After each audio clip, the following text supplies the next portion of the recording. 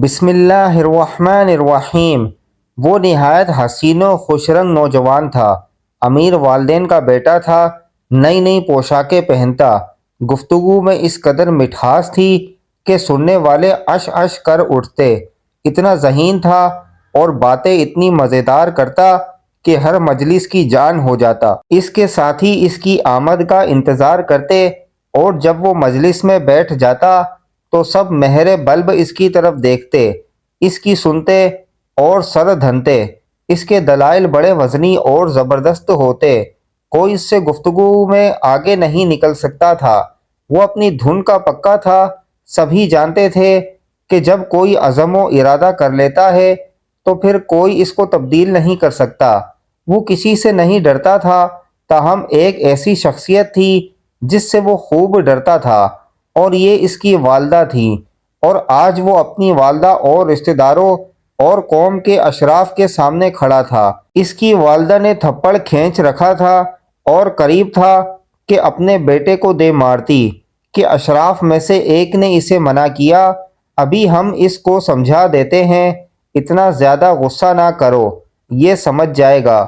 مگر یہ نوجوان ان سے مرعوب ہوئے بغیر ان کو نہایت دل نشین انداز میں قرآن کریم کی آیات سنا رہا تھا۔ والدہ نے اس کو خوب سمجھایا بھی تھا، ڈرایا بھی تھا، لالچ بھی دیا تھا، مگر یہ کوئی بات سننے کے لیے تیار ہی نہیں تھا۔ یہ نوجوان مکہ معظمہ کا باسی تھا اور مورخین کے مطابق پورے مکہ میں سب سے مہنگا اور اعلیٰ عطر استعمال کرنے والا تھا۔ دنیا اسے حضرت مصعب بن عمیر رضی اللہ تعالیٰ عنہ کے نام سے جانتی ہے۔ یہی وہ خوش نصیب نوجوان ہے جسے اسلام کا پہلا سفیر بننے کا شرف حاصل ہوا۔ اگر آپ سیرت رسول صلی اللہ علیہ وسلم کا بغور مطالعہ کریں تو آپ علیہ الصلوۃ والسلام کے بے شمار خوبیوں میں ایک بات یہ بھی نمایاں تھی کہ آپ اپنے ساتھیوں سے ان کی استطاعت کے مطابق کام لیتے تھے۔ جس کے اندر جو صلاحیت ہوتی اس کے مطابق اس سے کام لیا جاتا۔ دیگر بہت سارے نوجوانوں کی طرح مصعب بن عمیر رضی اللہ تعالی عنہ نے بھی آپ علیہ الصلوۃ والسلام کے بارے میں سن رکھا تھا کہ وہ اس بات کے مدعی ہیں کہ اللہ تعالی نے ان کو پوری کائنات کے لیے بشیر و نذیر بنا کر بھیجا ہے۔ صفا پہاڑی کے دامن میں واقع دار ارقم اس دعوت کا مرکز تھا۔ لوگ وہاں جمع ہوتے، تزکیہ نفوس ہوتا، قرآن کریم سیکھا جاتا اور نمازیں ادا کی جاتی۔ صحابہ کرام چوری چھپے اس دعوت کو آگے پھیلا رہے تھے۔ مکہ مکرمہ اس زمانے میں کوئی بہت بڑا شہر نہیں تھا، وہاں کسی قسم کی سرگرمیاں کیسے خفیہ رہ سکتی تھی، جبکہ قریش مکہ بطور خاص مسلمانوں پر گہری نظریں رکھے ہوئے تھے۔ ایک دن عثمان بن طلحہ نے اپنی آنکھوں سے مصعب کو دار ارقم میں داخل ہوتے دیکھا، اور پھر کسی دوسرے دن دیکھا کہ محمد صلی اللہ علیہ وآلہ وسلم جیسی نماز پڑھ رہا ہے۔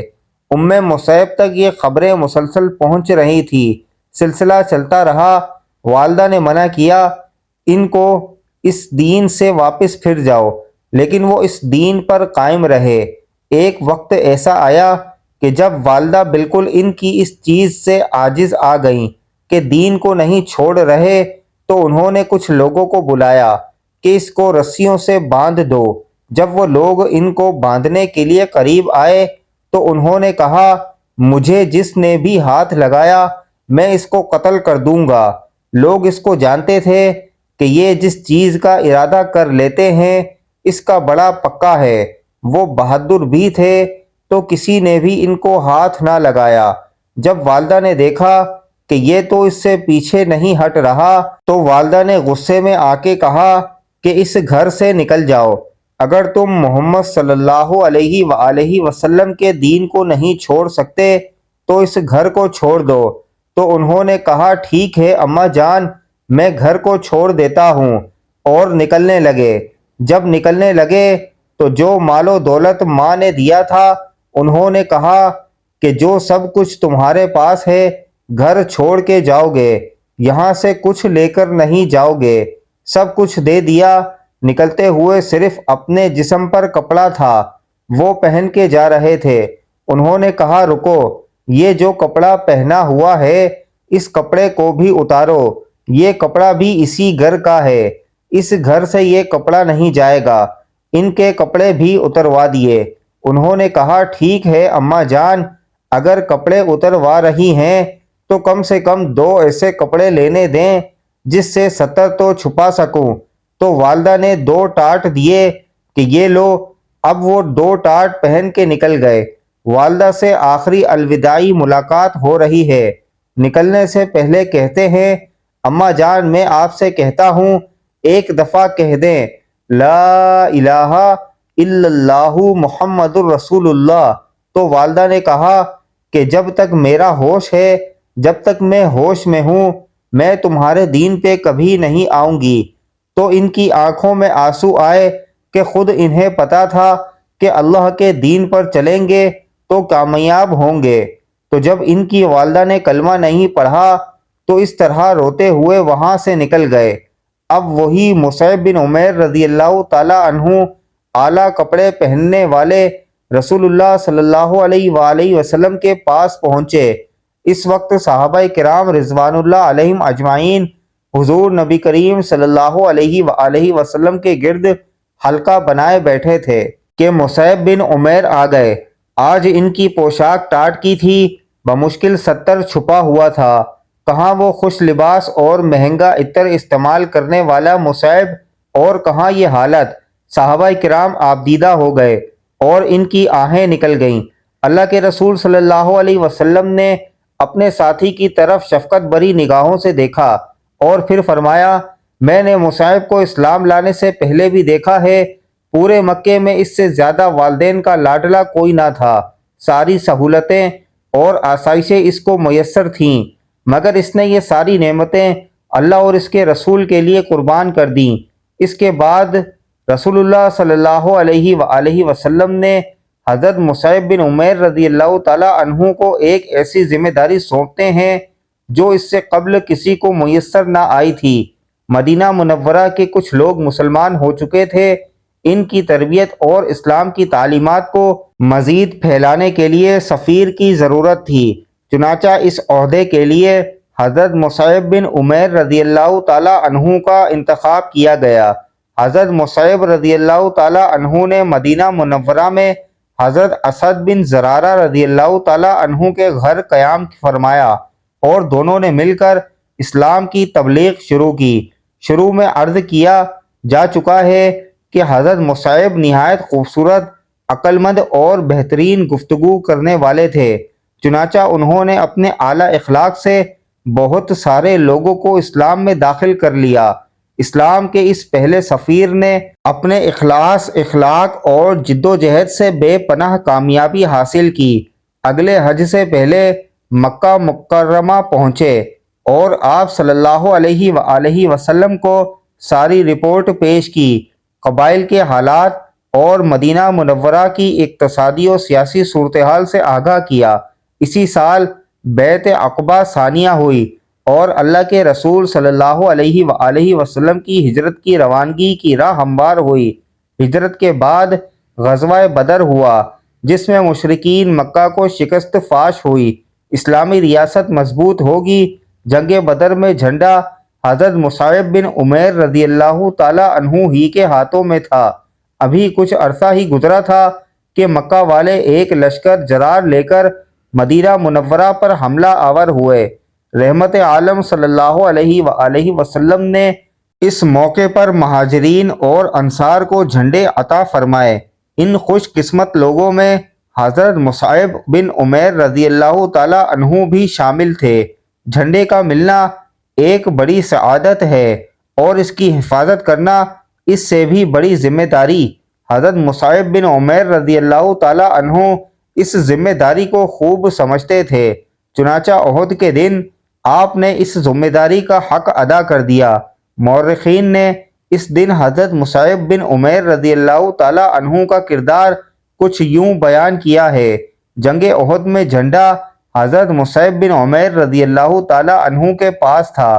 مسلمان جب تتر بتر ہوئے تو حضرت مصعب بن عمیر رضی اللہ تعالی عنہ ثابت قدم رہے۔ ایک بدبخت آگے بڑھا اور اس نے آپ کے داہنے ہاتھ پر زور کا وار کیا۔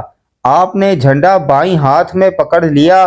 اب اس نے بائیں ہاتھ پر تلوار کا وار کیا، بایاں بازو بھی کٹ گیا، اور آپ یہ آیت تلاوت کر رہے تھے، وما محمد الرسول اللہ قد خلت من قبل الرسول۔ اب حضرت مصعب بن عمیر رضی اللہ تعالی عنہ نے کٹے ہوئے بازوؤں کے بقایا حصوں کو سہارا دے کر جھنڈا اپنے سینے سے لگا لیا۔ اب کی بار اس بدبخت نے نیزے سے حملہ کیا۔ نیزہ آپ کے سینے کے آر پار ہو گیا اور آپ زمین پر گر گئے اور اس کے ساتھ ہی شہید ہو گئے۔ شہادت کے وقت آپ رضی اللہ تعالی عنہ کی عمر مبارک صرف 40 سال کی تھی۔ اللہ اکبر! اللہ پاک ان پر 1000 بار رحمت نازل فرمائے۔ ناظرین کرام، حضرت انس رضی اللہ تعالی عنہ سے روایت ہے کہ ہم نے ایک دفعہ نبی کریم صلی اللہ علیہ وآلہ وسلم کو دیکھا کہ آپ مسکرا رہے ہیں، تو حضرت عمر رضی اللہ تعالی عنہ نے پوچھا، یا رسول اللہ صلی اللہ علیہ وآلہ وسلم، کون سی چیز مسکراہٹ کا سبب ہوئی؟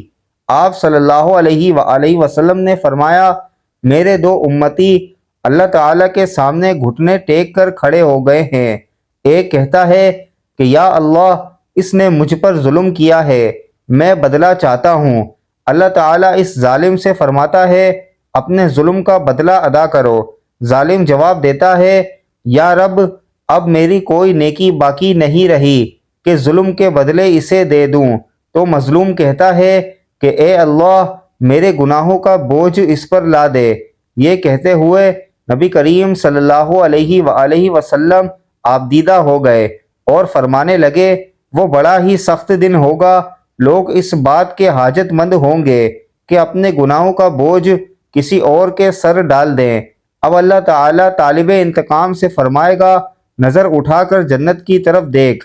وہ سر اٹھائے گا، جنت کو دیکھے گا اور عرض کرے گا، یا رب، اس میں تو چاندی اور سونے کے محل ہیں اور موتیوں کے بنے ہوئے ہیں۔ یا رب، کیا یہ کسی نبی، کسی صدیق اور شہید کے ہیں؟ اللہ تعالیٰ فرمائے گا، جو اس کی قیمت ادا کرتا ہے اور اس کو دے دیے جاتے ہیں۔ وہ کہے گا، یا رب، بھلا اس کی قیمت کون ادا کر سکتا ہے؟ اللہ تعالیٰ فرمائے گا، تو اس کی قیمت ادا کر سکتا ہے۔ اب وہ عرض کرے گا، یا رب، کس طرح؟ اللہ تعالیٰ ارشاد فرمائے گا، اس طرح کہ تو اپنے بھائی کو معاف کر دے۔ وہ کہے گا، یا رب، میں نے معاف کیا۔ اللہ پاک فرمائے گا، اب تم دونوں ایک دوسرے کا ہاتھ تھامے جنت میں داخل ہو جاؤ۔ اس کے بعد آپ صلی اللہ علیہ وسلم نے فرمایا، اللہ تعالیٰ سے ڈرو، آپس میں صلح قائم رکھو، کیونکہ قیامت کے روز اللہ تعالیٰ بھی مومنین کے درمیان میں صلح کروانے والا ہے۔ اللہ اکبر! اللہ پاک ہمیں بہتر عمل کرنے کی توفیق عطا فرمائے۔ اللہ پاک ہمیں دین کی مکمل سمجھ نصیب فرمائے۔ اللہ پاک میری اور آپ کی بخشش فرمائے، آمین یا رب العالمین۔